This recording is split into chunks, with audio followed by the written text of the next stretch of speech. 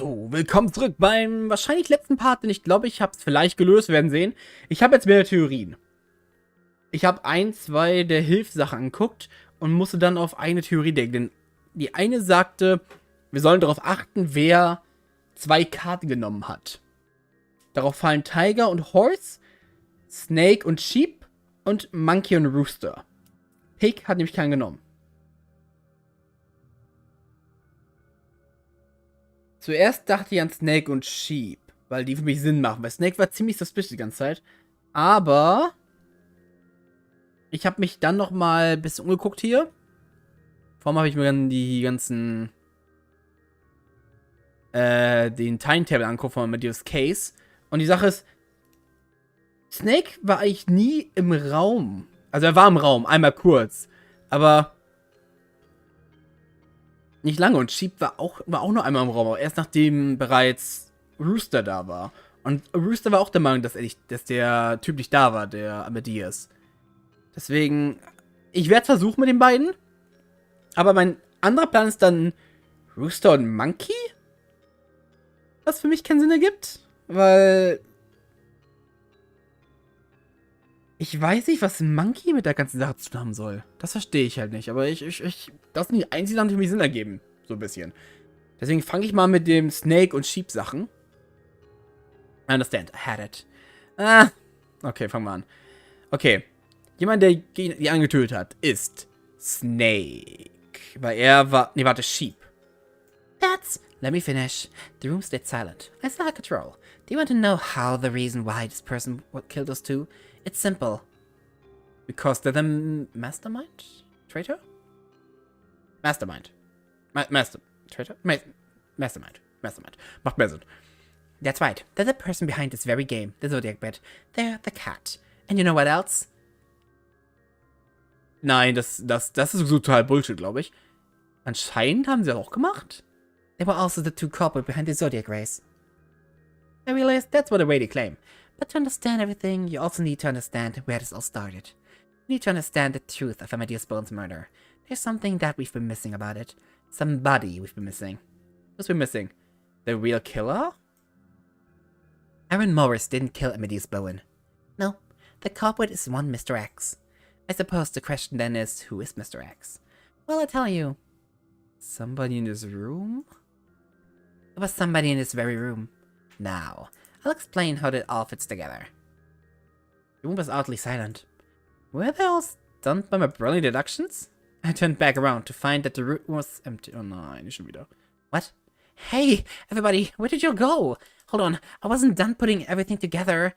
Was I not convincing enough? Was I wrong somehow? Before I could think more of it, I felt my stomach start to get warm. Warm? The explosion reached my brain before the realization of what was coming. Boom! Okay, das ist falsch. Okay. Das war eine falsche Deduction, gut zu wissen. Dann würde ich wahrscheinlich Snake und Sheep tauschen. Also das war Snake. Mastermind. The Queer Killer. Someone in this room. Okay, das Boom ist nicht schön. I understand it all. Dann mache ich jetzt Monkey und Rooster, was für mich keinen Sinn ergibt, aber es sind ja die einzigen wirklich, die in Verbindung stehen, weil Tiger und Horse ist nicht möglich. Die können nicht gelogen haben.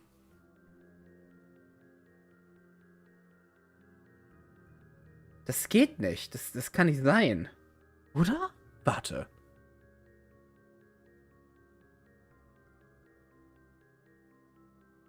Genau, Tiger claimed Tiger of Hearts. So. Da waren alle weg. Und wenn wir jetzt Hearts of Tiger... Hearts of Tiger...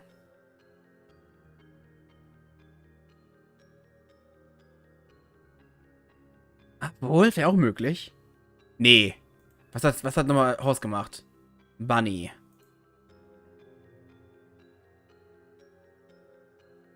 Genau. Am Ende runter hat Sheep Dog gecheckt. Der hat eine Karte. Das heißt, jemand muss Dog eine Karte gegeben haben. Und check Maus. Monkey check to claim Pig. Okay, the window round 2 people had following scores. Maus hat 0, Maus hat 0. Tiger hat 6. Das macht Sinn. Von mir ein, von Ox und Bunny 2, vom Tiger und Dragon Nummer 1. Das macht Sinn.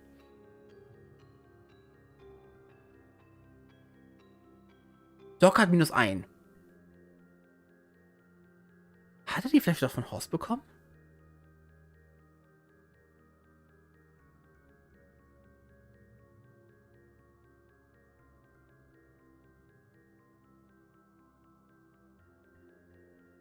Ich bin verwirrt gerade. Warte kurz.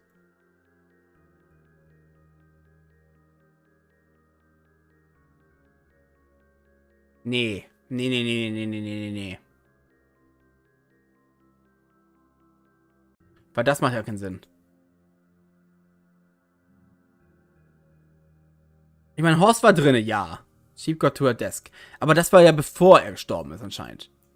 Weil erst dann, erst ab dem Moment, wo Sheep unten war, konnte er sterben. Das heißt, Horst ist raus und Tiger hat nie das Ding betreten. Deswegen kann sie es auch nicht sein. Dann gehen nur Monkey und Rooster? Aber dann ist Monkey der Mastermind? Weil Rooster müsste der Killer sein dann an sich. Weil wo ist Rooster? Oh wow, Rooster ist gleich dabei. Okay, dann Monkey. Der Monkey halt. That's... Let me finish. Das macht für mich keinen Sinn, aber anscheinend, ich meine, es ist die einzigen Sinn machen noch. Tiger und Horse machen keinen Sinn. Sheep und Snake haben nicht funktioniert und das, ja, es geht. Okay, dann mache ich mal weiter. I still have control. You want to know the reason why this person killed us too? It's simple. For good reason? Was da noch? Was sag ich dabei? Nein, das nicht. Because they're the mastermind. That's right. They're the person behind this very game. The Zodiac Bit. They're the cat. And you know what else? They also masterminded the Zodiac trial? I realize that's a weighty claim. But to understand everything, you also need to understand where this all started. You need to understand the truth of Amadeus Bowen murder. There's something that we've been missing about it. Somebody we've been missing. The real killer. Aaron Morris didn't kill Amadeus Bowen. No, the culprit is one Mr. X. I suppose the question is, Dennis, who is Mr. X? Well, I'll tell you. Ich meine, somebody in this room ist falsch, weil Rooster nicht hier ist, also somebody else, nicht wahr? It was somebody not with us at the moment, but someone we all know quite well. Now, I'll explain how it all fits together. Oh, es bewegt sich. Oh, okay. Hold on, Mouse. Are you thinking clearly? You just leveled a lot of accusations, and most of them don't make a lot of sense. Finde ich auch. Are you feeling okay? I'm feeling just fine, Monkey. The question is, are you feeling okay? It must be unnerving, the truth being so close to exposed at this point.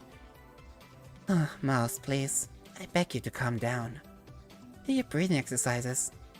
Enough with the goddamn breathing exercises. How can you talk so calmly to me, you murderer? Murderer? Monkey began nervously tapping her fingers.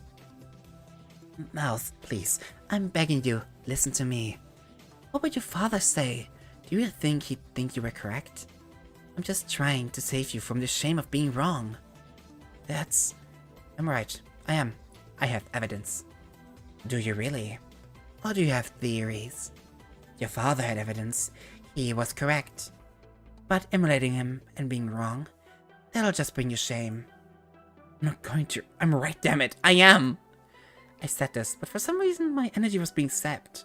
Monkey said all this with such conviction that I started to waver. My theory is really any good? Mouse, you are not your father. You're not correct. You're going to feel shame if you continue. My faith had begun to dwindle. With everyone's eyes on me, was I about to be a fool? Was I wrong? Monkey, would you please at least allow Mouse to make her accusation first? Ox? Mouse, I can't say I know you too well. However, in the short time I've known you, you've shown yourself to be quite bright. Wenn ihr die Zettel nehmen würdet, die hier rumliegen.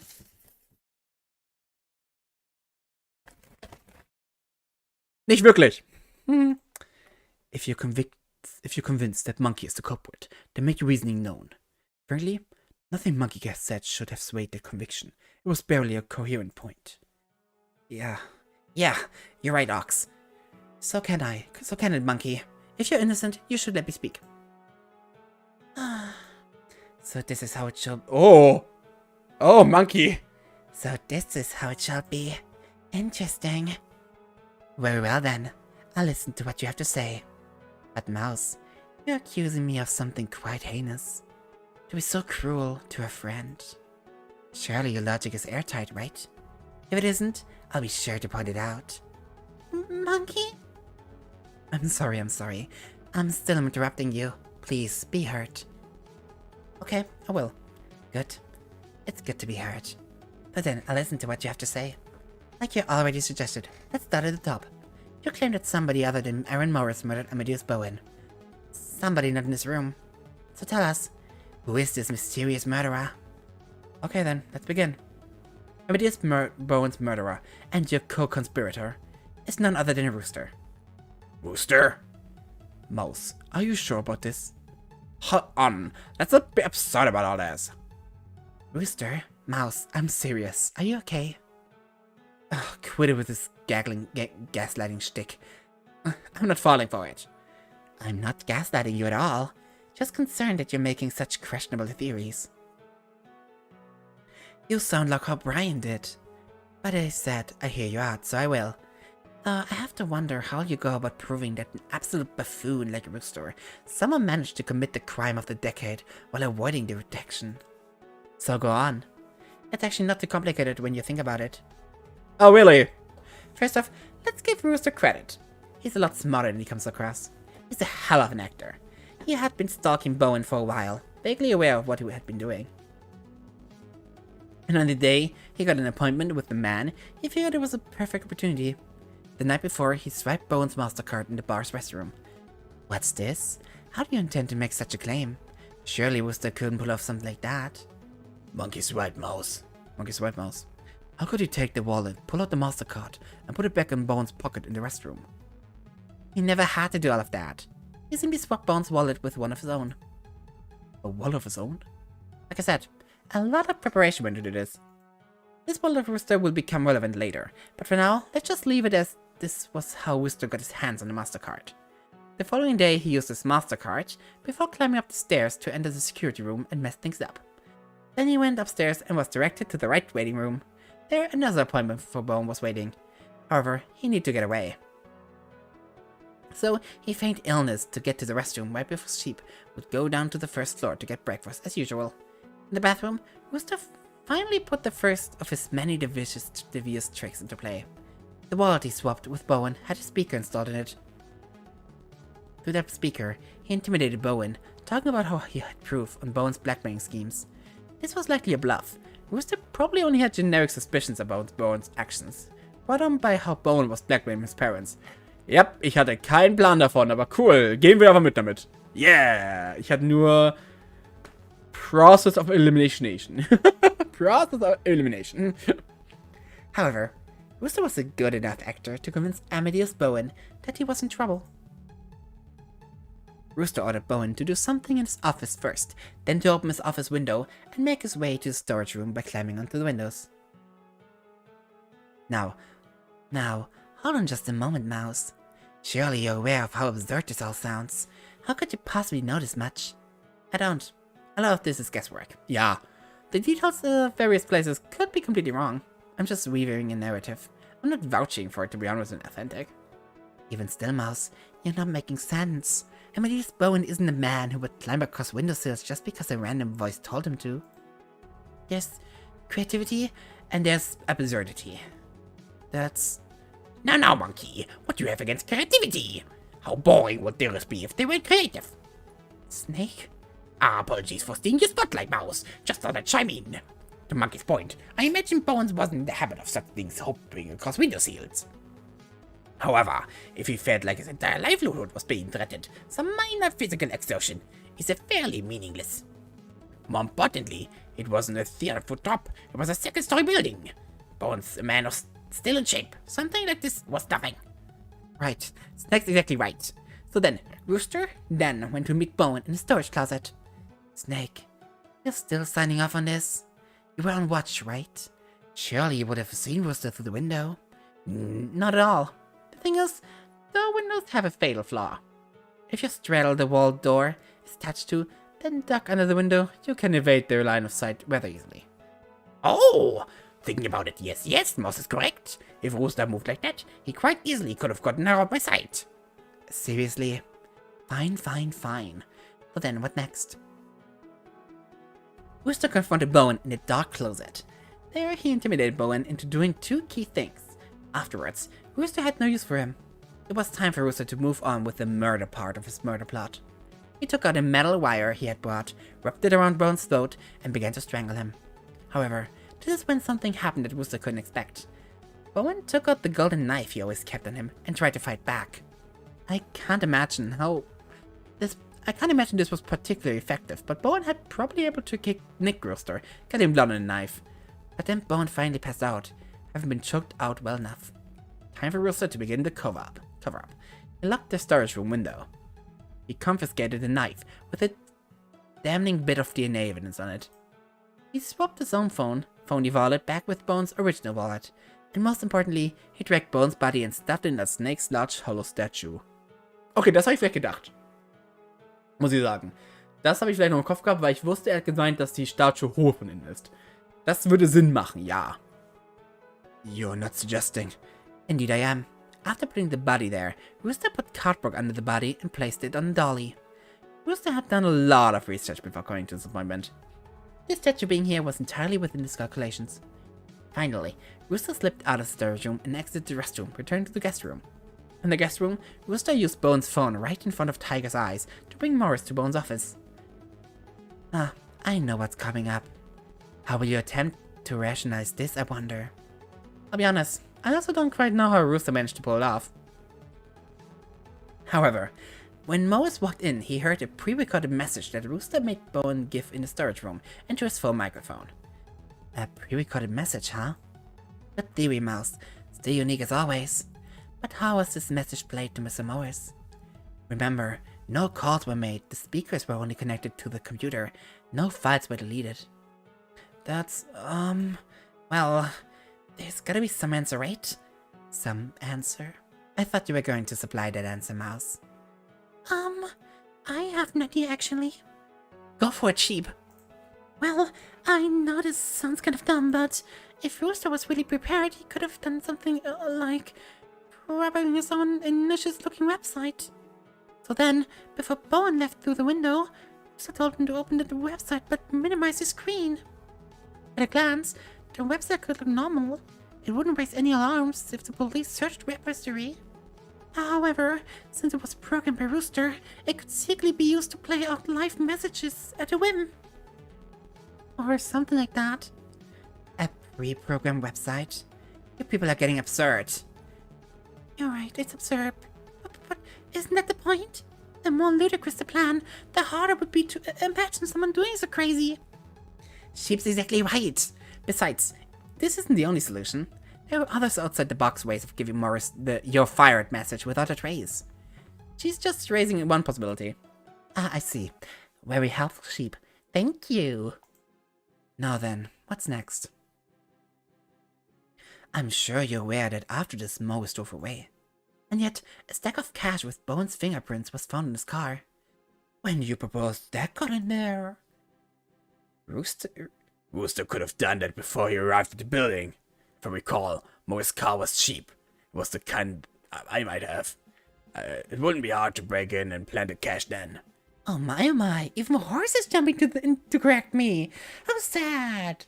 Well, Horace, Rooster had not yet gained an opportunity to access Bowen's safe.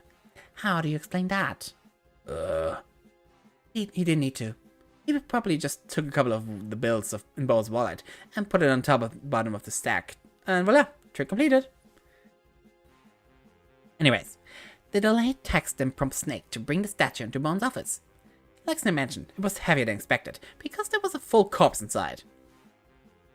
Snake left, and after the right amount of time passed, Rooster barged into Bowen's office. Immediately, he locked the door behind him. He couldn't afford to let Sheep in until he was ready. He next unloaded Bowen's corpse from the statue and dragged him into the center of the office. He put Morris' phone back where it belonged, in Morris' pocket. There, Rooster bludgeoned Bowen with the statue on his deck, creating the crime scene. Rooster continued to drag... Was war das? Achso. Rooster continued to drag the body out of Bone's safe, to Bone's safe, which Rooster unlocked using the code. The second demand Rooster made in the storage room was the code to Bone's safe. Who knows how Rooster got that out of Bone, but he clearly did. When Rooster opened the safe, he knew he couldn't hide the amount of money that would need to be missing on this person. So he took out the plastic bag and lighter he had been keeping in his pocket, piled a whole lot of money into it, opened the window, then burned it. No money was ever stolen. That was never what it was about. Rooster then picked up the statue murder weapon and placed it in the bag. Then he chucked it out the windows to a nearby bush or something, to later be picked up. He closed the window and locked it, and then he unlocked the door to the office and simply acted casual, waiting for Sheep to catch him. Just like that, the perfect crime is committed, perfectly pinned on Morris. What a spectacular work of fiction, Mouse. In all our sessions, I never realized that you had the talent of fiction writing. However, I'm sad to say, that little work of fiction you just spun is by no means definite proof of anything. For instance, it'll say that your explanation is how the crime went down was largely accurate. However, the true culprit was Sheep. What? Does she not possess every opportunity that Rooster had? Well, yes. But then why are you not accusing her of the devious murder? Is it a lack of motive? But of course Sheep would have motive after working under such a despicable man for so long. In my opinion, Sheep is more likely to be knowledgeable enough to pull off such a crime. Hat ich auch gedacht. Hey, Monkey, du nicht. That's issue, Monkey. If she was the killer, there would have been many other chances for her to get away with murder. The fact of the matter is, she never would have needed such an elaborate plan. Actually, the fact we were able to rule Sheep out like we did ended up was a stroke of amazing luck. Sure, Rooster intended on Morris being the prime suspect, but he couldn't have counted on Snake never taking his eyes off the hallway. He couldn't even be sure Snake would be looking down the hallway. Had any one of a number of factors gone differently, we would have been torn between Sheep and Morris as potential killers. And he's right. You go such lengths to hide your involvement, only to be slightly less a suspect? It seems implausible, no? Right. That was the expected result. All your arguments so far have been fairly standard. Good. So then, what of it? Congratulations, Mouse. You have solved an old cold case where dozens of cops could not. Very well done. Rooster actually killed Amadeus Morris.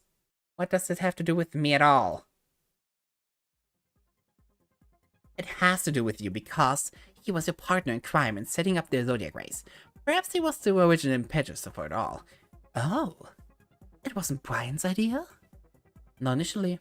And why did Rooster set up such a labyrinth in this incident? I can think of a number of reasons. For one, Rooster's career had been flagging, hadn't it? It was on the cusp edge of irrelevancy. Something was needed to revitalize his career. Some major incident that would thrust him into the limelight as a hero. I think the Zodiac Race certainly qualifies. There were also some people Rooster would certainly appreciate being dead. However, as already seen, Rooster is a complete paranoid perfectionist. Just to kill one man, he came up with a thoroughly elaborate plan to divert all suspicion. Even that wasn't enough. After all, there were 3 people who threatened to ruin everything for him, weren't there? First up, there was the local gang leader who directly saw him the night he stole Bone's MasterCard. Maybe in an attempt to not have eyewitnesses identifying him, Rooster left the restroom through the window or something. And in doing so, Dragon got a very good look at Rooster, and he knew that. But he didn't know that Dragon was entirely wasted at the time and wouldn't remember the incident in the slightest. Right, something like that happened. It was also the issue of Amadeus' son, who had proved to be incredibly unstable. He was investigating the case on his own, convinced of his dad's innocence. Worse, perhaps Rooster's stalking revealed that he was bouncing theories off of Snake, the other person who could ruin it all. After all, Snake was the one who could attest to the right of the statue. Could attest to the out-of-place cardboard under it. He must have been so confused why he never brought something like that up beforehand. He didn't know that Snake was so out of it at the time he barely noticed those details. But at this point, Snake was the only one who knew such details. So long as he was alive, he posed a threat. You're saying this was done to kill 3 people? That seems incredibly elaborate. Why would Rooster go to such lengths? Well, first off, it's worth nothing that Rooster planned on being a super famous star. If that were ever to be the case, a case like Bowen's hanging in his past would be a glaring weakness. If a silver of proof remained, his stardom could attract reporters who would dig into matters and might find witnesses like Dragon, like Snake, like Brian. But you're right. Without it, this whole thing would be incredibly unreasonable. I'm not going to claim to know all the answers, Monkey, but I would guess he was influenced just like Brian was influenced into starting this killing game by you. I thought you said Wooster came up with the killing game. Wooster came up with the need, for one. But like I said, the reason this whole thing would work would be because you would lure someone else to do all the dirty work for you. You were Brian's therapist, right?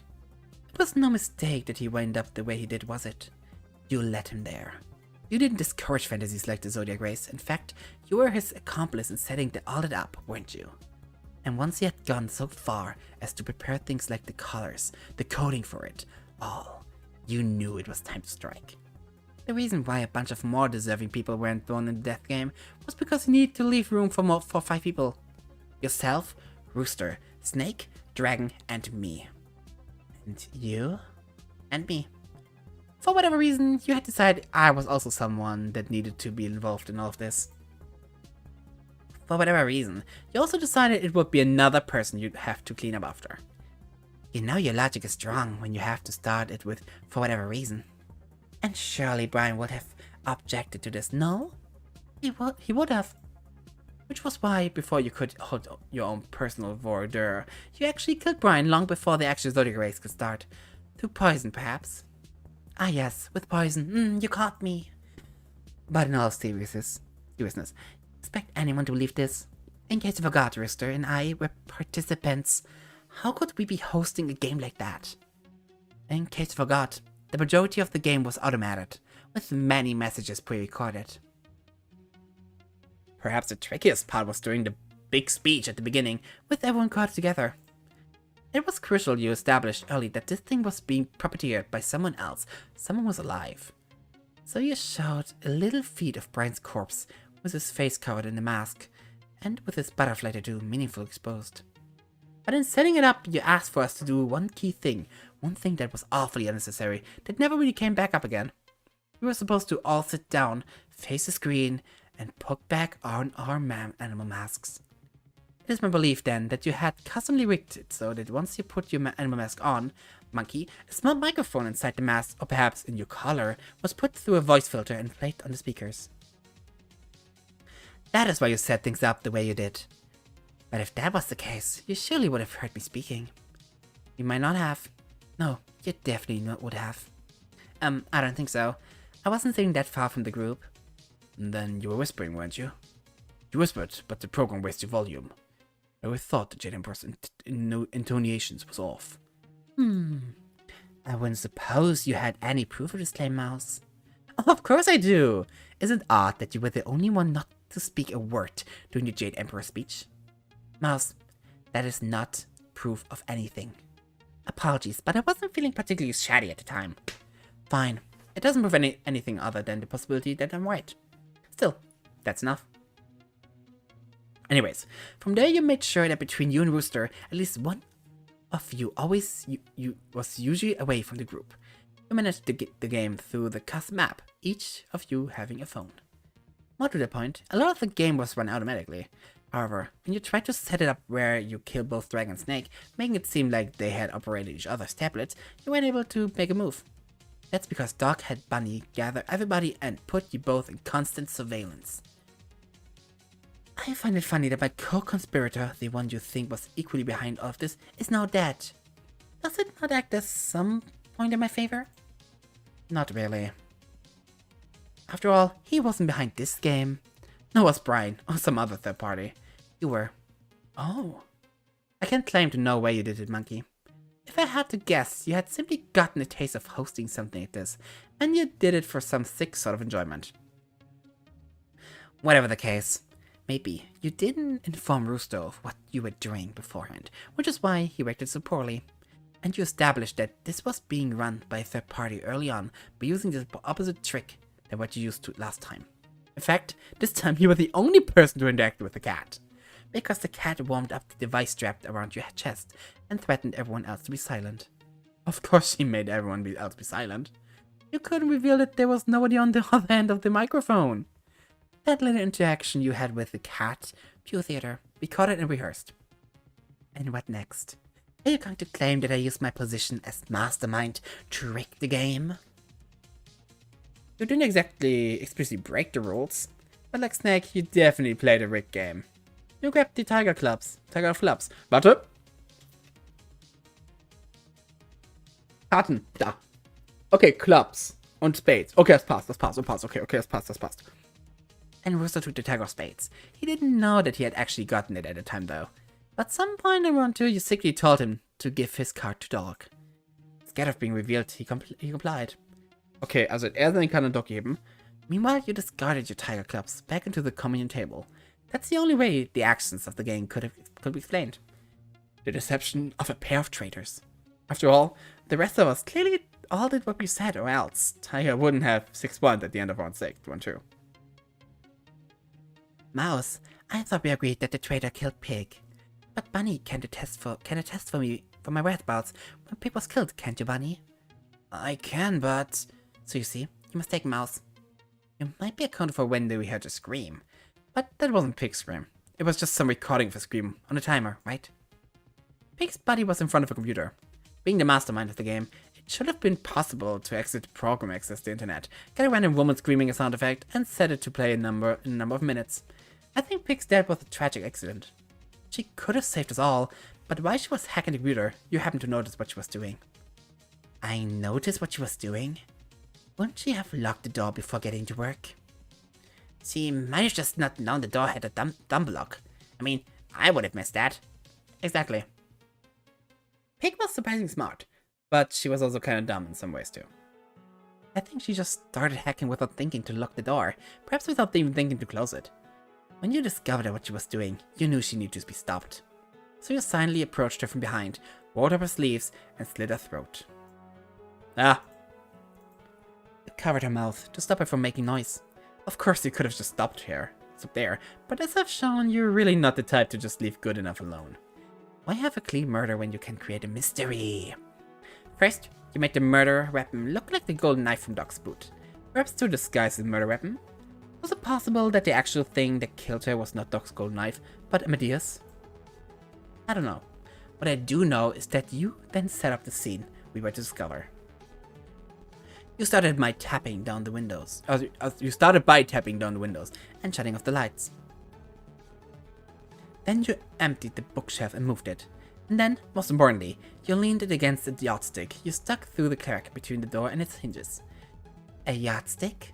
Yeah, a yardstick. Tons of classes have them. You couldn't hold it there yourself while moving from inside the room to outside, so you glued it there. That's what the residue was about. Normally the bookshelf would be too heavy. Normally the angle wouldn't have allowed you to lean against the yardstick. But with the books removed and the bookshelf moved, it was possible. Once you exited the classroom, you removed the yardstick from its new position, and the bookshelf fell into place. And then you went to the first floor, washed your hands of the blood, and returned to the library to wait. Bunny happening upon you was a lucky coincidence. What you were really counting on was Ox's presence in the nearby room.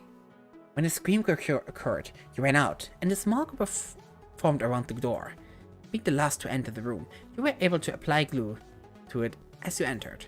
And in the darkness, you were able to shove me to the side and frame it on somebody already inside. I do have an observation, Mouse. This is a very good method of murder you've invented. However, could Bunny not have used it in my stead? He has the same opportunity as me. No, dude may be a douche, but he's not a killer. I was listening to when Snake was talking something about the room being locked. I'm guessing this was just your doing, huh? You didn't want anyone stumbling across the scene while you were still setting it up. Only thing that makes any sense, at least. Now here's where it gets good. Snake says that after he came across the locked door, he went down to see Rooster and Bunny. That's when Bunny leaves and has this window of opportunity you're going off about. Don't you get it? He ain't even free until after the killer must have been in the room. Oh my, Dragon. Believing in Bunny and listening to Snake? How far you've come! Hey, fuck yeah! Dragon explained it well. You're the one who could have taken advantage of this trick, monkey. And that brings us to Rooster's murder. You He was probably sick of your shit, to be quite honest. He pulled you to the library to ask what the hell you had been thinking with this whole other death game and now killing pig. You decided at this point he was more of a liability than anything else, so you struck at him with a nearby heavy book. Rooster collapsed and fell down by a desk. Meanwhile, you were looking for an appropriate weapon. You landed on a pen. Gripping the pen, you leaned down and stabbed Rooster in the neck twice. Then, before someone could find you, you left the library and went downstairs. However, the incident had gotten blood on your right hand, so you made your way to the restroom and washed it off. Ah, so that's your theory. It's a little sloppier than I would have liked, with some potential holes, but I suppose it works. Well, you've given a lot of reasons as to why I'm some big bad villain. Anything else you want to tack on? Oh, right. Just now I figured out what Doc's dying message was. His dying message? What he did with his hand. When he covered his mouth, he was referring, hear no evil, see no evil, speak no evil. Monkeys! He was trying to signal monkey to me. Ah, I see. And the other hand, and the other hand, the one that was showing 3 fingers? That wasn't 3 fingers, that was Nem. M for monkey, very clever. Alright then. Work was a little sloppy, relying entirely too much on guesswork and simply being wrong on a number of spellers. However, you also managed to reach a conclusion about 2 rounds sooner than I thought you would have. So I guess I give this a passing grade, if I were to evaluate it. It was fun enough to watch someone break my work down like that. Then this means... Oh, have you all not gathered by now? Mouse was logically accurate in our hypotheses. A wave of unease washed over the crowd. It was a strange blend of indignation, surprise, and fear. But for me, there was an added element. It's a shame, though. Now that the chaos was starting to sink in, I plan on having some more fun with you all. Preying on your weaknesses, getting you to turn on each other. But I suppose that's no longer possible. Why? Why, Monkey? I trusted you. You were always a good therapist to me. And that means I'm innocent? No, of course not. I guess I never knew you well enough. But still, at this point, don't you at least owe us an explanation? I thought you just gave us an awfully long-winded explanation. Are you sure you want to hear from me? I want to know what would drive you to something like this. Okay then. I suppose it could be a nice exercise to run through things a little more calmly. Now, where to begin? I suppose I should start with my childhood. This will seem irrelevant, but trust me, the full story is somewhat warranted in understanding my perspective. So then, when I was a young child, I learned that my brain had a defect. I didn't experience emotions in the same way as other people did. That is to say, I had difficulties experiencing emotions in the first place.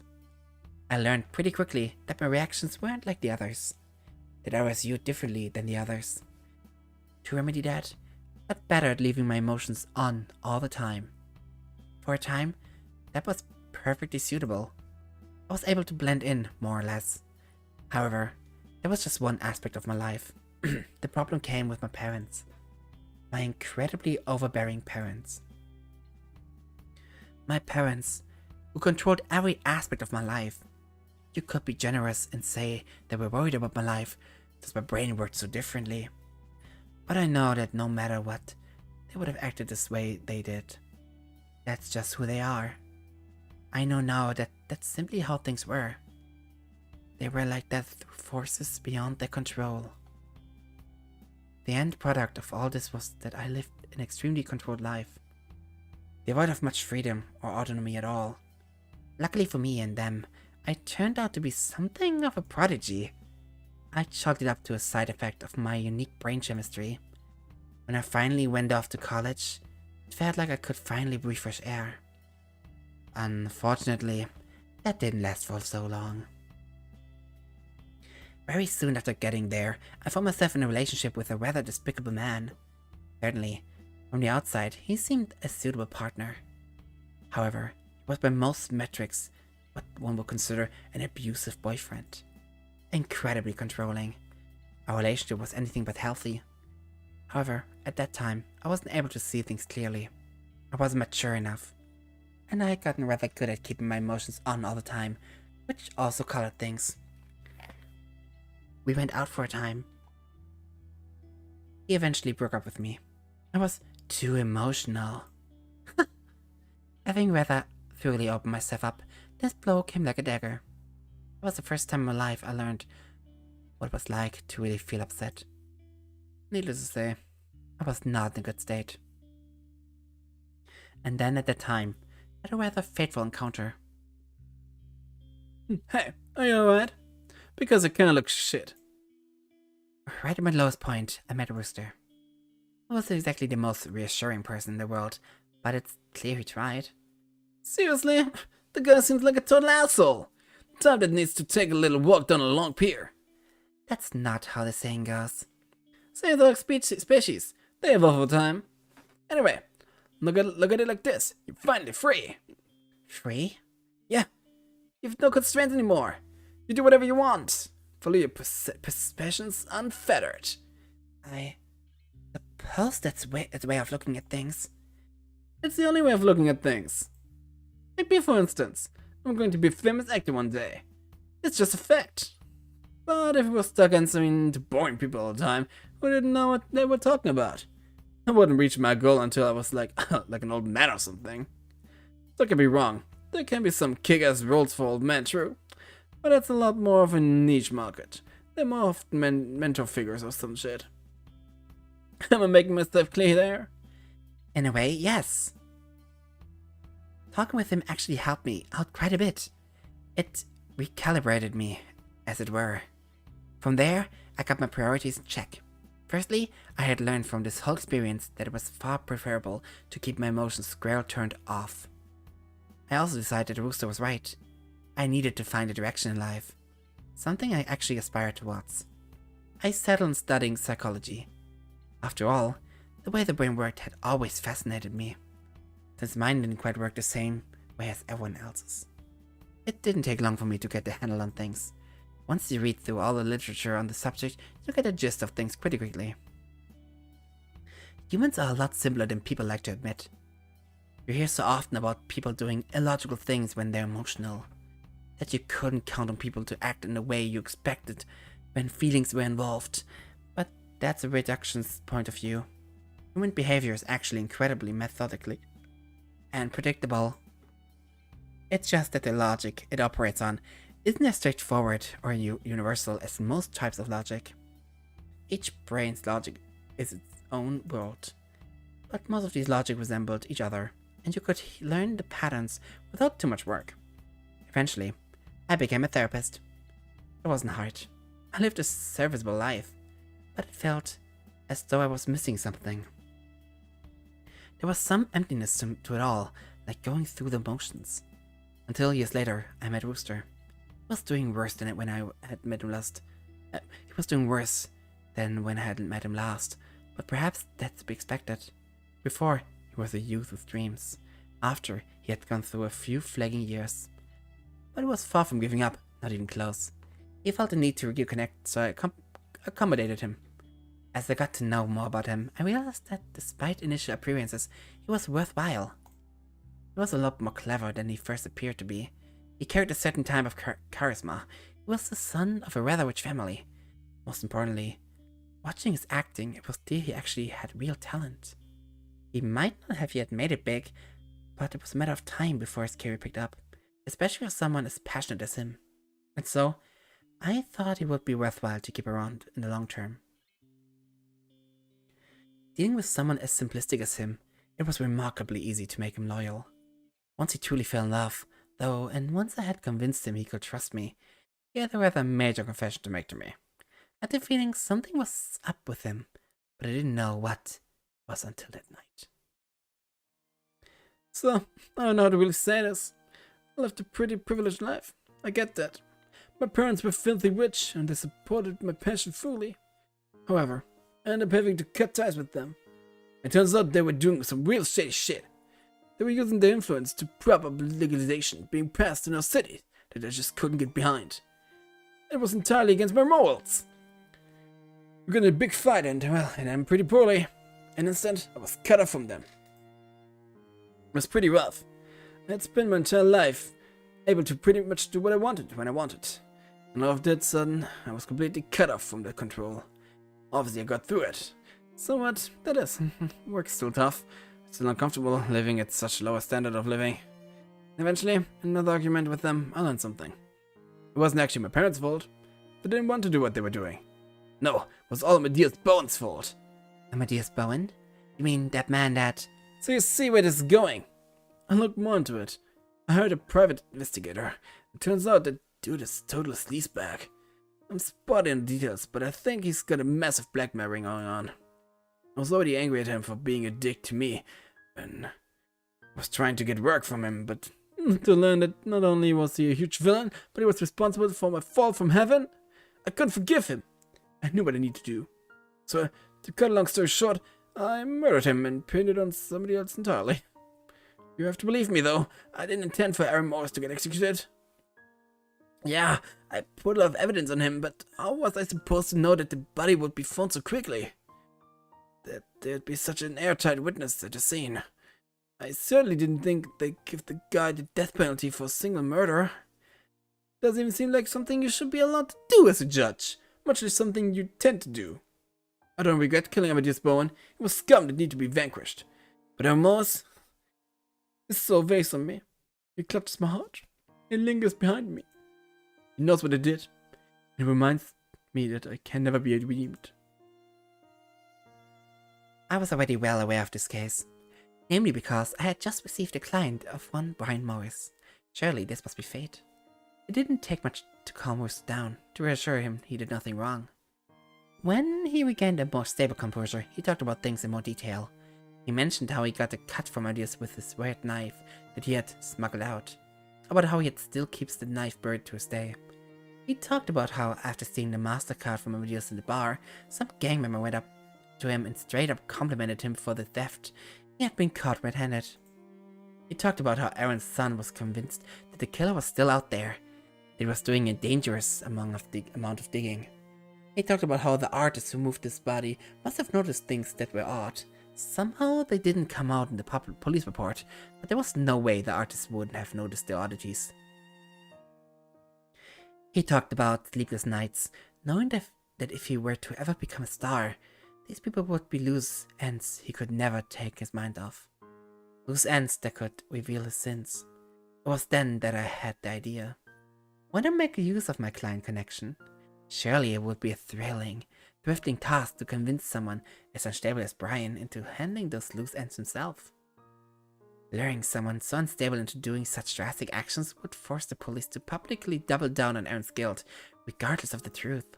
And hey, while we're at it, we could even use this as an opportunity to boost Rooster's popularity, make him the star he always wanted to be. An event like this would certainly draw a lot of media attention. It was a perfect starting phase. A plan that truly killed many birds with a single stone. It took some time, but soon he went for the idea. After all, it was just getting rid of a lunatic, an old man, and some criminal scum. For my part, I viewed the situation more as a challenge for myself than anything else. So, how's it going? Certainly, Brian is unstable enough and ambitious enough to be used. Empowering his drama and feeding into his delusions was really procedural. The specific implementations of the plan, on the other hand, I have fears about. What do you mean? The brat's really an odd duck. Instead of a typical hostage situation, he's coming up with these ideas about a trial and making it like a game, a test of people's character. I've been trying to sway him in the right direction, but there's only so much I can do on that front.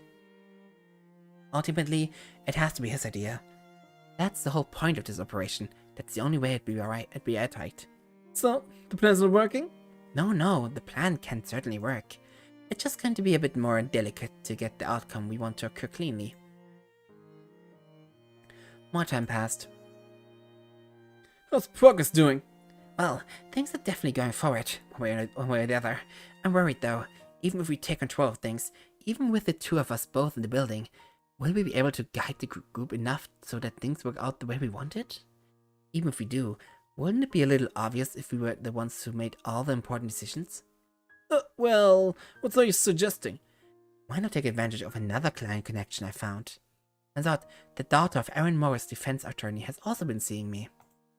Really? Small world. Indeed. At any rate, I think we can use her. I've been curious for a while about hypnotherapy, and after enough pestering, I got her to agree to it. And as a matter of fact, it works quite nicely. With this set rhythm and 3 key phrases, I've got it becoming quite suggestible. I'll continue to drill this in with all of our future meetings. By the time of the death game, I'm sure we'd be a perfect trained guinea pig. We'll be able to guide her down a path that suits us, makes our moves a lot less explicit, less suspicious. Don't you think it's a little much though? Like, is it all that necessary? I would like to try it out.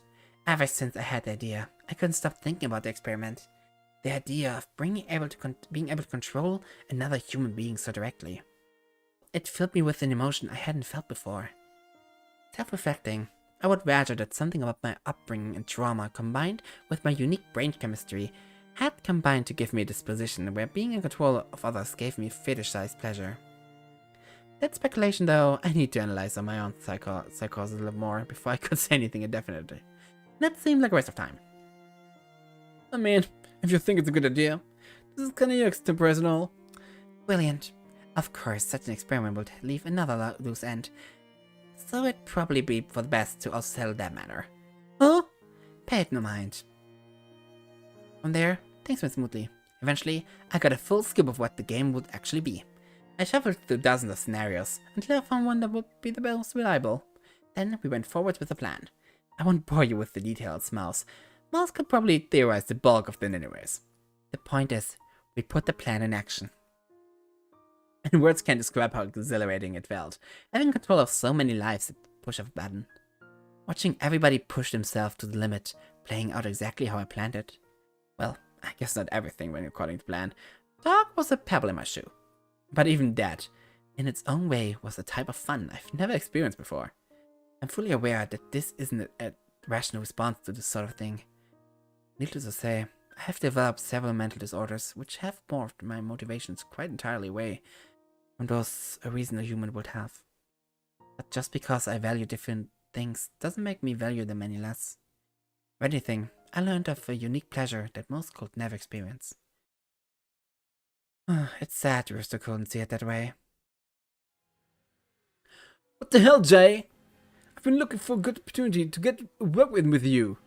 Have you been intentionally avoiding me? Safe whispering the odd order to me? Perhaps. What is all of this?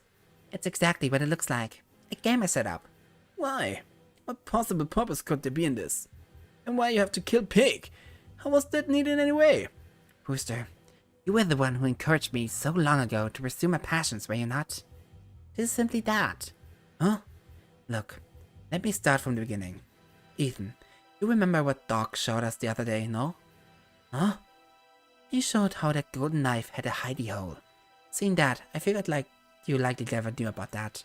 So I took upon myself to find the damn knife you hid and check the hidey hole myself. And you know what I found? What? A flash drive. A flash drive filled to the brim with incredibly powerful blackmail material on the most influential people in the city, including the Shiva police. Seriously? That's right. A gold mine of incalculable value sitting under your nose this whole time. The fact that you never discovered this after all this time, well, perhaps that's to be expected. I've always had the habit of overrating your competence. At any rate, whoever has this can basically run Hightower.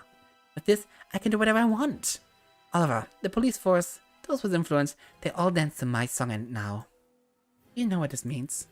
It means freedom? Right. What are you going to do with that? Whatever I want, I suppose. To start with, I'll be standard things. Money, for a bigger house, for a better life, for the finer things. Living a life of luxury. It sounds nice, right? I've always wanted to try it out. And with complete financial freedom, I'll have time to try any number of passions. And if none of them work out, well, there's a lot more this little fast travel will do. How far will a famous actor go to protect a secret? How dumb a law could get I pass with my influence. With the police under my control, I could try solving some cases myself, or creating them. The world's my oyster.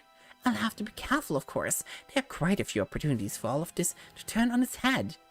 But I'm a clever girl. And anticipating those bad ends seems like fun in and of itself. You really going to do all that? Maybe, if I get bored. But who knows? Maybe being wealthy is all that it's made out to be, and that satisfies me. We'll have to see. At any rate, I'm certain this flash drive will bring me true happiness. There's only one thing that could get in the way of that, and it's people gathered here. Snake, dragon, mouse. Who knows whose nonsense Doc filled their hats with? What nonsense? Ox's prosecutor, who has a surprisingly rigid sense of justice and a high work ethic. He definitely needs to go. Initially, I thought Bunny was easily compromisable. However, I recently learned that he's been making moves against the Oliver. He certainly has to go. Oliver is the biggest card in my deck. Pig's a desperate journalist, eager to get any scoop of news.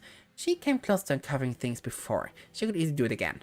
Tiger's too dumb to be predictable. Who knows what she'll do? And she has the fame and riches to be a force to contend with. Horse is a complete unknown. If he gets a whiff of the truth, he could very well come and kill me himself. And Sheep? Well, to be honest, Sheep could probably be left alone, but you know, it'd be odd to just leave her out of it at this point. All of them have first-hand experiences with the first death game. Dog, with the initial trial, with a lot of things. And none of them, at this point, are easy controllable. You told me to deal with the loose end Dog provided. Simply put, if we're dealing with loose ends, that's what I call the whole lot of them. But to kill all of them? Okay, putting aside all of that, sure, let's say you have to kill them all. Why do it like this? What's with the whole death game setup? How do you expect the game to get away with this? Honestly, the idea that someone inspired by Brian would hold another death game in his honor is a far more believable story than everybody being individually killed at roughly the same time. I'm sure Ollie can find a suitable patsy to pin it on. But we actually won the death game. Last time we had to do it so that they matched with Brian's description, and so the other survivors would be witness on our side. But if it plans to clean up all the witness, you should just blow them all up now and be done with it. Where's the fun in that? Fun? There's no fun in murder! Oh, why not? No, seriously, think about it. The survivors of the past death game are back, faced with a new mysterious foe and new challenges to face. With chaotic cards and a traitor lurking, will they band together or crumble under the pressure? Doesn't that sound like a cool movie? This isn't a movie! The fact that you think there's such a difference saddens me. Besides, worst comes to worst. I just explode them all and be done with it. Really, the matter is already set. Does it really matter if I play with my foot a bit? Of course it matters! It matters because it's wrong. Wrong? Ethan. You continue to disappoint me in so many different ways. I must say, our time together was impactful. However, I far overestimated how much we were alike. I believe you've long outlived your self-life. And I'm going to be gaining true freedom. I suppose that includes doing away with you as well, right? Hold on a minute. What are you doing with the book? That's what happened. I believe that should answer the majority of your questions with the incident. However, if you have more to say to me, please do make yourself heard. This couldn't be right. Hell, basically brainwashed. There's just no way, right? You're a fucking batshit liar. Indeed. How on earth could someone like this exist? It doesn't make any sense. It doesn't. How do you live with yourself? I already explained how I feel emotions to a far less sustainable degree than the rest of you, right? You... Save it. It's not worth wasting breath arguing with this reprehensible trash. Completely unforgivable. Oh, don't curse me so thoroughly. It's not my fault. How can you say that with a straight face? This is simply how it's always meant to be. Huh? Then you know, Axe. The world is fated. Your genes and history were decided without your input. And like it or not, those two factors really make decisions. From my birth, it was 100% certain that I would grow up to be like this. I've no way say in the matter.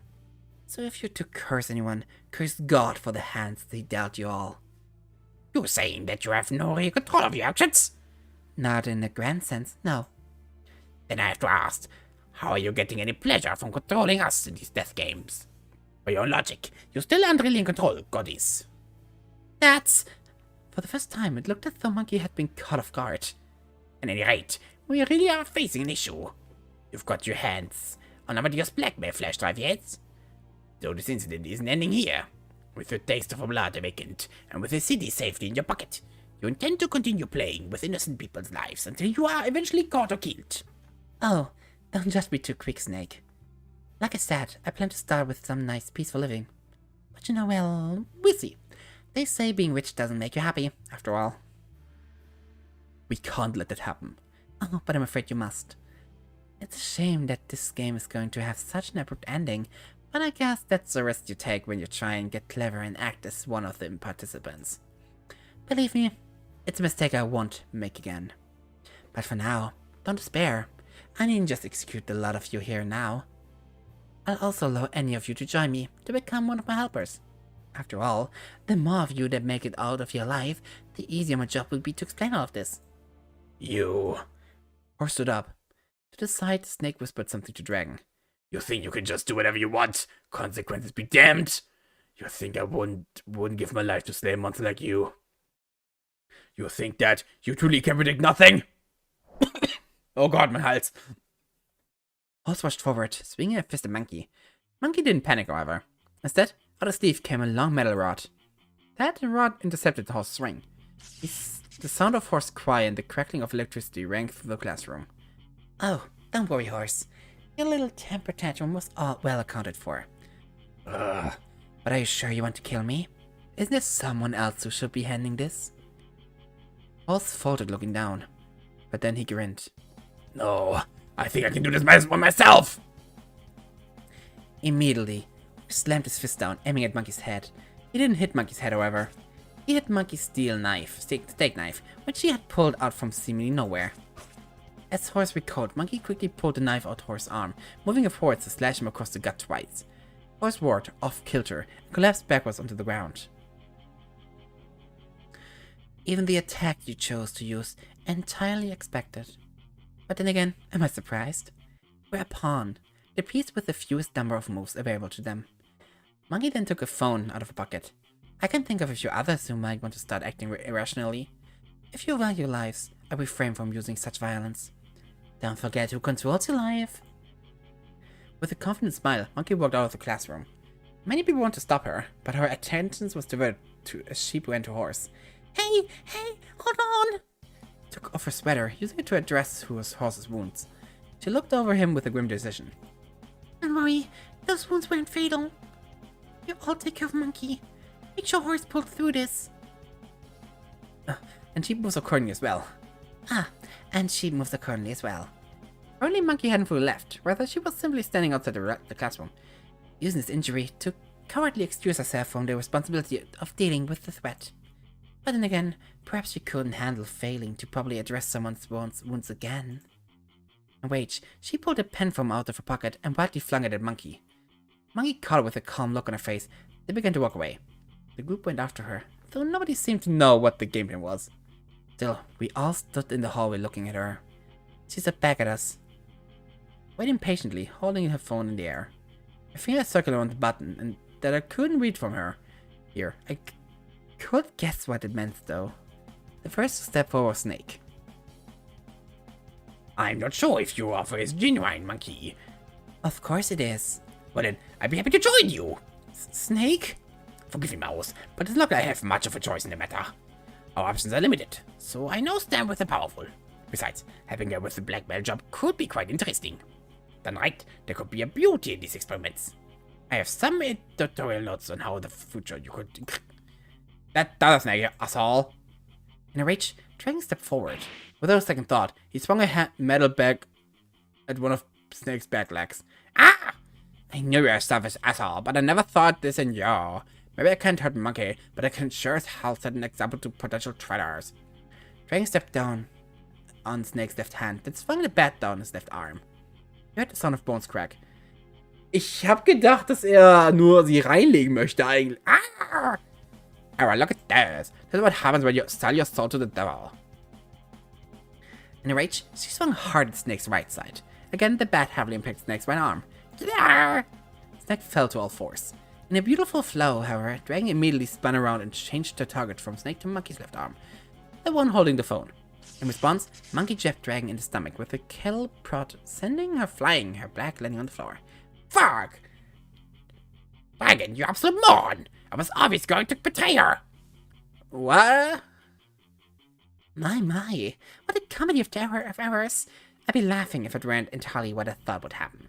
Snake would inauthentically plot to get on my good side, intending on betrayal. Dragon would act first, think later. But her eyes would never really leave me. She'd just be looking for a time to strike at me. And to think I had to pack at some of the most unpredictable... Just then, Snake lunged up from his position. His right hand grabbed out for the phone. Monkey, caught off guard, tried to pull back, but the phone went sliding to the floor. Dragon, still lying on the back, grabbed her bat and smashed the phone on the floor. Gotcha. This is... At our school, we recently had a stage performance. Come in. I picked up a lesson on acting out a fight quite quickly. Snake smirked, but as he winced, it was clear that Dragon had indeed broken his left arm. Monkey's entire face, on the other hand, was entirely flushed. She immediately started twiddling her thumbs at a speed I had never seen before with closing her eyes. It looked like she was muttering something under her breath. Then, a few seconds later, she regained her composure. I've amended my predictions. I'm still fine. It's simply a matter of fortgoing the phone and using the computer. In an instant, I realized what she meant. She's going to try and get to the base where she's running the game.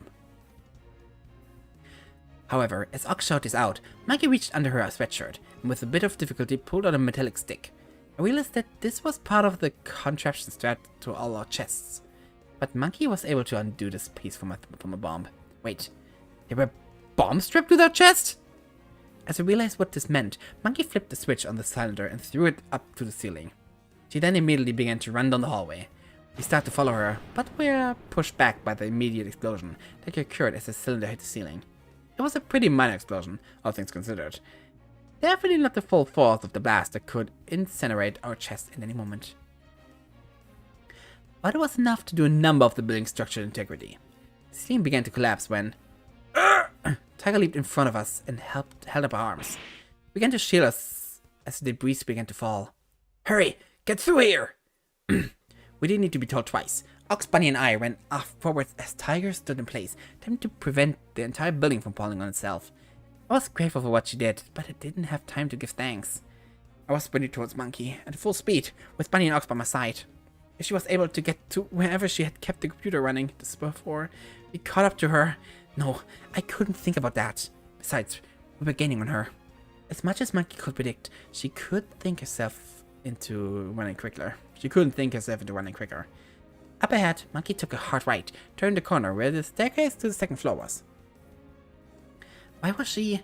Immediately, my mind flashed back to the library. Other than the two doors to enter it, there was one door in the back with an exit sign. She must be aiming for the door to leave the building. We followed her. Bunny had taken the lead, so he was the first to begin turning the corner. Which is why he was the one who caught hold of the cattle prod, as Monkey leaped out to ambush him. To Bunny's credit though, he didn't immediately pass out. He actually caught the prod, and then, to my utter shock, he gripped it so hard as to break it off.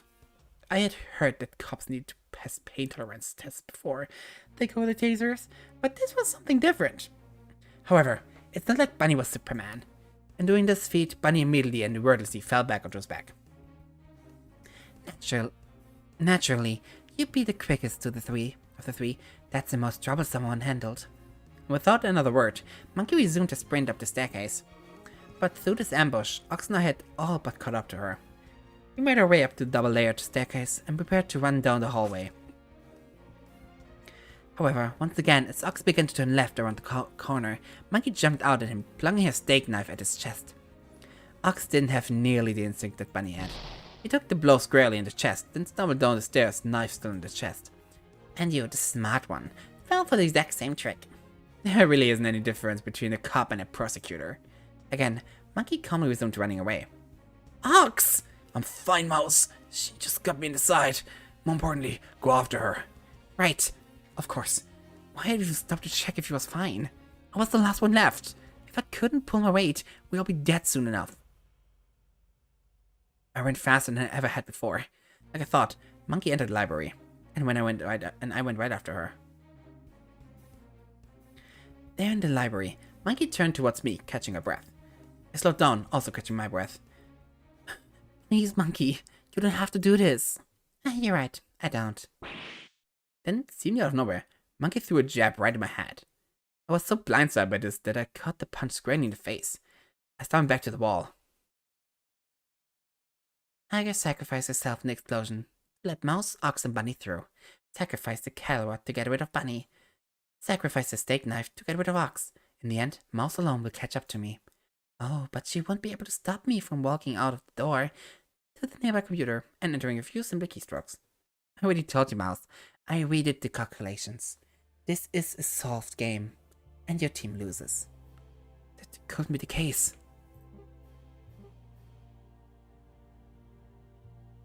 Okay, you've got me. If you just spare me, I'll work with you. I can help you set these things up honest. I mean, I saw through you, so you know I'm smart, right? You are quite smart, Mouse. Smart enough to know your only chance at this conjure is to trick me. Apologies, but I know you quite well, Mouse. I'm your therapist. The chance that this is genuine is perhaps 3%. Oh, there had to be something. Okay, das sind die drei Sachen, die ich habe. Ich denke mal, die Lösungen werden immer falsch sein, weil sie mich gut genug kennt. Und am Ende wird Rooster eingreifen, weil der ist noch hier gewesen in der Bibliothek. Deswegen mal gucken. Appeal to humanity, go for a punch. Ja, warum nicht? Come on, Monkey. You yourself know that this is wrong. You said it yourself. Indeed. So you can still be a good person if you just stop. Why should I care about being a good person? There isn't heaven, Mouse. Your purpose in life is strictly to get the most enjoyment out of it. And this is how I get mine. No. Was, wenn ich sie schlagen möchte? Was dann? I took a moment to steal myself. Then I rushed at her, fist clenched. I planned on going for a simple uppercut. But before I could even get a range, Monkey moved towards me. She kicked me right in the guts, stopping my progress. Come now, Mouse. I was able to handle a horse in a fight. You think I couldn't handle you? I admit, with only weaponry, I probably couldn't handle someone like Bunny or even Ox. But you're even weaker than me. No, there had to be something. Let's settle things fairly. Oh, you think you're so good at predicting things. Well, why don't you prove that? One final game, you versus me, winner takes all. I am excellent at predicting things, Mouse, which is why I knew you'd propose something desperate like this. Something, anything. Please spare me. Began to cry. I don't want to die. Tears streamed down my face. I can be useful to you, I swear. I could feel snot running out my nose. Please don't kill me. Please. Oh, Mouse, could you at least have the dignity to see the game through the end without looking like a disgrace? I admit, your acting that pathetically was outside my predictions. Not that it changes much. I fell to my knees. Despair was filling my body. There was nothing I could do. Monkey looked at me with a look akin to pity. Oh, Mouse, don't look like that. It's not your fault. You're really a remarkable woman, truly. Given your situation, you far exceeded what most would be able to do. But the fact is, humans have their limits. That's... Looking at me, you seem to be struggling, panicking. Thinking that if you did or said the right thing, you could win. But that's just not how things work. There are times in life that none of the options can bring you victory. Just accept that this is one of those times. Keep cool. You know, it really is a shame to get rid of you, Mouse. I had a lot of fun controlling you. And in some weird way, it was even more fun when you acted out of line. You were a wonderful puppet. But I plan on living free. And you're just too much of a liability. Monkey began to turn away. You can't. You're not going to get away with this. There's some way to stop you. It'd be nice for you if there was, right? But I already thought it through. This chessboard, I picked each piece very delicately. I crafted the space myself. There's nothing here that's going to defy my expectations. And if nothing defies my expectations, then I can certainly control the outcome of the game. Rooster. Just face it. I am in control of everything here. You are in control of nothing. Because I have control, I'm going to choose to murder you all. Rooster! And nothing unexpected is going to pop up and save you. You can only explicitly taunt fate so much until the world decides to whack you on the back of the head. In this case, that whack came in the form of Rooster. To my complete surprise, he had woken up from a stupor a bit ago. Monkey made the classic mistake of monologuing for too long. While she did that, Rooster regained his footing. It didn't look okay at all. But as though he were possessed, he rushed at Monkey and slammed her into the wall. Ah! Before Monkey could cry out more, Rooster's hands wrapped around her throat. What? What are you... This must end. Stop. This must end. With an unparalleled rage in his eyes, Rooster choked Monkey's neck harder and harder. A number of emotions went through Monkey's eyes. Confusion, then fear, then desperation, and finally acceptance. What did I do doing this? Nothing. I just stood there watching. Finally, Monkey's eyes remained open, but they saw nothing. Rooster let go of her, letting her corpse flop to the corpse. What? To the floor. The second person he had killed. The second person he had strangled. Then he turned to me. He looked me right in the eye. Gave me a look of... How to describe it? I can't think of the right emotion. But it was the reverence of a sad shrug, an apology, a grim acceptance. And what can you do?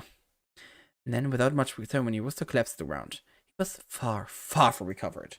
The fact that he had gotten up in the first place is a 1 in a million miracle. The type that no man can predict. The sort of thing God sends now and again just to keep us all humble. Absent-mindedly, I walked to the door Monkey was running to. I opened it.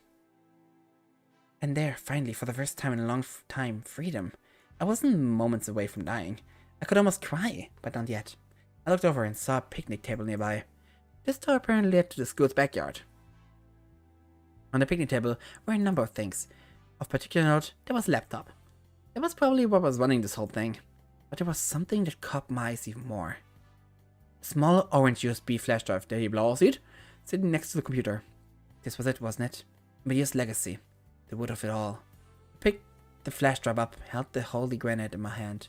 Now... Oh, ich hab die Wahl. With... Wohl. Die Sache ist, Pocketed ist falsch. Das will ich nicht machen. Das ist fies. Das macht man nicht. Crush It. Ich würde es wahrscheinlich leaven for the authorities, aber es bringt auch nicht viel. Crush It. Without a second thought, I clenched my hand. I had enough of this USB and the game it had played. I felt the metal crush my hands. And just like that, it was over. I contacted the authorities and they arrived on the scene right away. In the meantime, I just stood there in the open air, finally free. To put it mildly, I had a lot of thoughts about everything that had happened. It was reasonable to say that I've never been the same after all of this. I definitely need a new therapist. Because boy howdy, was there a lot of stuff to work through in all of this. But I move on. Because unlike Dog and Pig, I could. Unlike Amadeus and Aaron and Brian and Rooster and Monkey, my life didn't have to be defined by my incidents. I'd take a bit of doing to get over it all, certainly. Actually, the media would eat this incident up, and it'd be all over the news. And in all likelihood, I never truly shed the skin of this incident. Because the fact of the matter is, you can never really truly erase the past. But I didn't need to be defined by it. I could go on and become the greatest defense lawyer the world has ever seen. I could be angered by this incident, shake my fist in injustice, and turn into a prosecutor. I could become a famous author writing about what had happened and other similar topics. I could get really into horse riding and become a professional jockey. Or I could just jump off a building one day. But whatever happened, I was free to choose it. I was in control from here. And that's what really mattered to me. Oh, epilogue.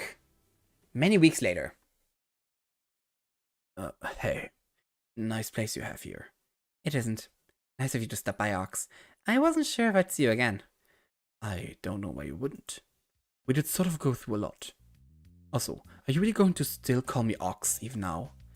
Think of it as a nickname. I think of it as a reminder of pretty thoroughly traumatic experience. Well, you always did look on the downside.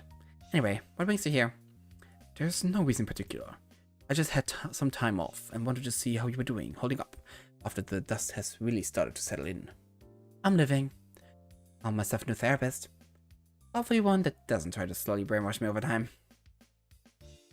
That's the goal, isn't it? So how about you? I've heard you've already gone back to prosecuting. Well, the world stops for no man. Plenty more monkeys and Bryans that need to be crushed, no more than ever. Rumor has it ever since returning you've been even more brutal than before. advocating for the harshest sentences, not offering plea deals, etc. You've been investigating me?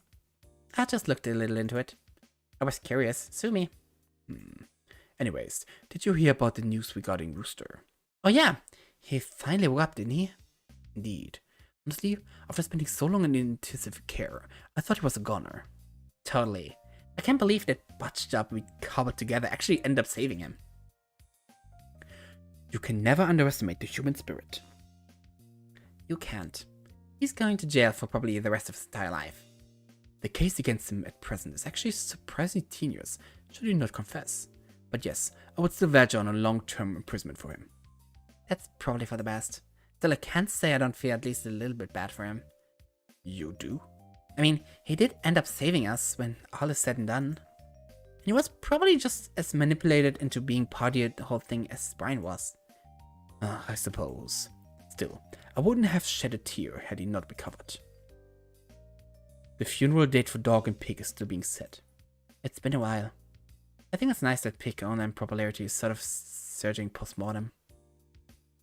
I mean, it kind of seems like hollow consolation, but you know, it's not nothing. I'm sure Pig would have appreciated that. And I'm sure Dog would have appreciated the media silence on this whole party and any of this. He probably would have. Did you hear about Tiger? I heard she got arrested for assaulting a dude. Yes, I heard of that incident. Most unfortunate. With her riches and the fact that she's very clearly been seriously affected by this past trauma, I imagine it'd be a light sentence for her. In the long run, this could be a good thing for her. She'll likely end up getting the help that she needs. I suppose. I also went and saw Sheep. Oh, how is she holding up? She seemed good. She was back to working at the library. Really, it was like not much had to change at all. She was pretty much the same person there she was when we were kidnapped. But she seemed to be enjoying her job well enough. And that's all that really matters. At any rate, I also heard about Bunny. Oh yeah, so did I. Since I crushed that incriminating flash drive, it's been difficult to prove much regarding the whole police situation. He's still working as a police officer, isn't he? Indeed. The force has been taking quite a bit of flack, what with the rampant rumors and confessions about everything that happened. In the meantime, Bunny's been acting as quite a spokesperson for them. A friendly face they can use to help rebrand. He's nothing if not charming. I guess. I can't say I'm too happy about this turn of events, but I'm sure things will be right themselves eventually. There's also the matter of Horace. He's apparently gone missing. What? Indeed, the games must have broken him. People have been unable to find him despite searching. It appears his adopted child will be going back to the orphanage if this keeps up. Did he kill himself or something? No. If rumors are true believed, he's rampaging the streets at night while wearing a skull mask. Come again? It's all very strange. All I can tell at this point is that he's not doing too well for himself. If we're really going to do a full recap of how everyone's been doing, I suppose I'd be remiss to not mention Dragon. He would be. Apparently, she reformed a gang into a group aimed to protect and uplift the community. No shit. Indeed. I suppose the dance with the death has made Dragon turn an electric heel. Naturally, such drastic reforms to the group has met with a lot of backlash. A lot of people quitting, other gangs eager to take advantage of the power vacuum and the like. But that was always to be expected. For the most part, it seems like Dragon's been keeping things together. That's relief. I spent a lot of time in prison with her. I'm glad to see she's using her charisma for good. Indeed. She's even collaborating with Snake. You're kidding. I'm dead serious. Snake apparently really kindled his love of teaching through this. I spoke with him. He says that after everything was said and done, he realized the things that would last after he was gone was not any of his artwork, but his influence on the younger generation. Put it that way, it'd be simply immoral to waste time dilly-dallying about nothing much of substance, no? That sounds like Snake, alright. In this aim, he's been a part of a community outreach program aimed at helping high school dropouts turn their life back around. A pretty saintly idea, if I've ever heard one. You're telling me? Right on, Snake. Right on. Aside, it was a lot to take in. Say, Mouse. Yes? Have you been bothered at all about what Monkey was talking about back then? You're gonna have to be a little more specific there. That lady said a lot of crazy shit. I'm talking about her whole spiel about how the world is predestined and everything. I've been thinking about it ever since, and she raised a point, you know. In this very specific venue, I mean. It's just, I don't know how to view it. Ox, have you heard of playing your cards? I heard about it from Snake when we were imprisoned at Dogs. Basically, the idea is that if there's a situation where you always win, always lose, you ignore it. After all, your decisions don't matter in these scenarios. Instead, you just focus on situations where your choices can change things. I think that's pretty applicable here. How so? Perhaps predetermination is real. Who gives a shit? If that's the case, then whatever. But if it's not, then think about how ridiculous it'd be to us to use predetermination as a crutch. Just imagine failing to win a race and then claiming that you've never could have won the race because it was predestined. It's laughable, right? Well, when you put it like that. I think it's important to keep in mind that everyone has their own circumstances that make people the way they are, and that sometimes things happen without much of a good reason.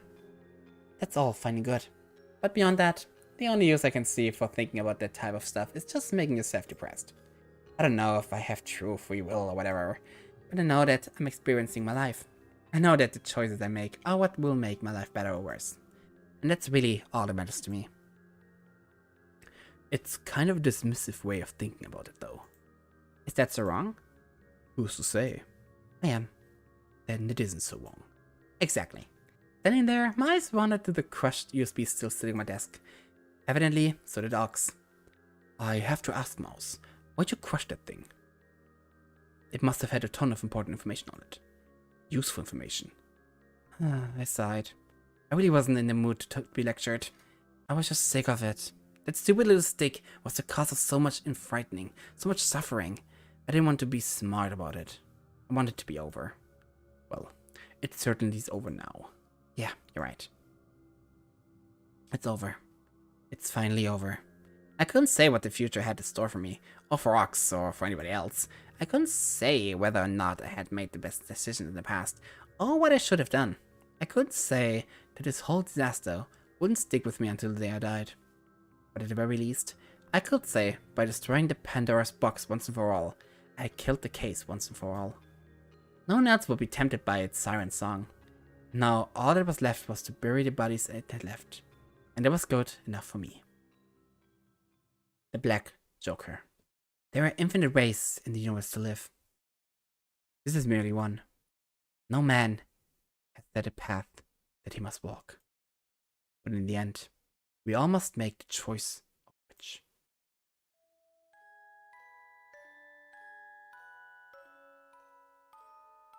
Und das war The Zodiac Trial. Ich glaube, am Ende kommt noch einmal der Interviewraum, den werde ich einzeln machen.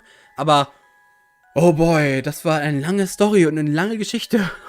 Das hat gedauert. Aber mir hat's gefallen. Ich fand das Konzept sehr interessant und vor allem sehr weitreifend. Und ich fand schön, dass jeder Charakter seine eigene Szene hatte, seine eigene Geschichte hatte, seinen eigenen Punkt hatte, im Scheinwerferlicht zu stehen. Ich finde nur schade, dass das Zodiac Race am Ende sehr stark im Hintergrund gerückt wurde. Und nur da war, weil es da sein musste. Ich finde das Ende mit Monkey immer noch seltsam teilweise. Weil vieles habe ich nicht davon gewusst. Ich habe gedacht, okay, das könnte Sinn machen, dass Rooster ihn getötet hat. Ja, meinetwegen. Er hatte auch einen Grund dafür vielleicht. Aber Monkeys Involvement kam mir ziemlich random vor teilweise. Deswegen, genau. Interview Room haben wir noch. Das werde ich mir im nächsten und auch letzten Part angucken. Dieses Projektes. Von daher, schaut euch diesen Teil an. Und seid gespannt auf das Ende. Denn damit endet eine Ära bei mir. Ein sehr langes Projekt. Da haben wir die beiden Joker. Wir haben alles. Wow. Sieht schön aus. Ich bin stolz, es geschafft zu haben. Das Spiel war toll. Und im nächsten Part sehen wir dann den Rest des Spiels. Und ich sage, danke fürs Gucken. Und danke, dass ihr diesen langen Part gesehen habt. Oh boy. Meine Stimme braucht eine Pause. Wiedersehen. Bis nächsten Mal. Ciao.